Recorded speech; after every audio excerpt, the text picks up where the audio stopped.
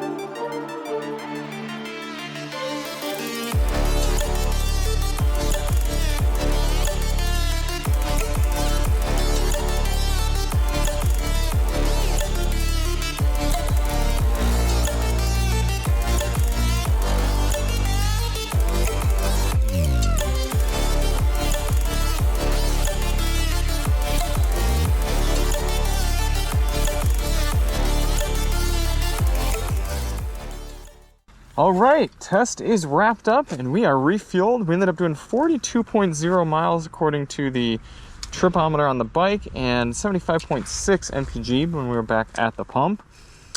Overall, pretty smooth test, I think. I ended up riding I would say moderately, not necessarily as hard as I do on a personal basis, but also I wasn't babying it. I wasn't upshifting as quickly as possible. I was getting up to speed and keeping up with traffic.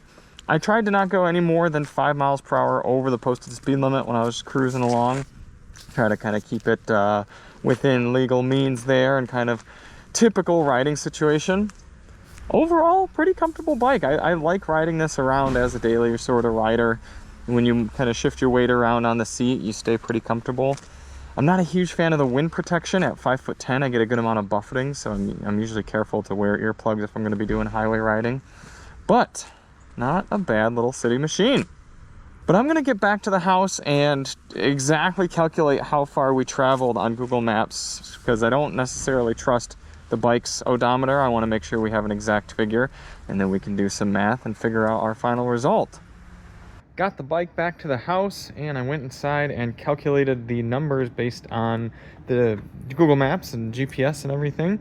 We actually ended up only doing 41.5 miles, a little bit less than the bike's trip computer said, but that, along with the 0.55 gallons that we ended up putting in the bike, comes out to just about the same number that we saw on the readout. 75.4 MPG is what our calculations are giving us based on those numbers, and 75, well, now 75.7 is what it's giving me now that I got home, but I think it was 75.6 when we wrapped up at the fuel station. So I think that's a pretty good number. I mean, when you consider I was riding it right along with traffic, a little bit faster than traffic even, and a little hard there in some sections. I mean, it's hard to argue with just a little 300cc single cylinder pumping along, and a fairly lightweight bike as well, about 310 pounds wet and ready to ride. As I said, we've got a 3.4 gallon fuel tank in here, so 3.4 gallons times that 75 mpg figure is giving you an effective cruising range, kind of mixed driving cruising, 255 miles. Definitely enough for a solid day's usage here on the CRF 300L Rally. All right, so I hope you all found that interesting and informative. I think that's a pretty darn good number, and we'll get a little bit more context as we do more and more of these tests. I have this one coming up here next. This is the BMW G310 GS, a little bit of kind of an entry-level competitor to the CRF 300L Rally, so I'm curious what that one's going to get. Also, a single-cylinder thumper. But once we do more and more of these tests, we'll kind of have more context as to how these numbers look. But hey, I know if I'm getting 75 miles per gallon just cruising around, that's going to be a pretty cheap way to get myself around. So thank you all so much for watching. If you do want to see more on the CRF 300L, I'm going to be shooting a full review as well as a little bit of winding road coverage. So all that will be linked below. And we'll see you on the next one. I'm Charlie from Daily Motor, and as always, drive on.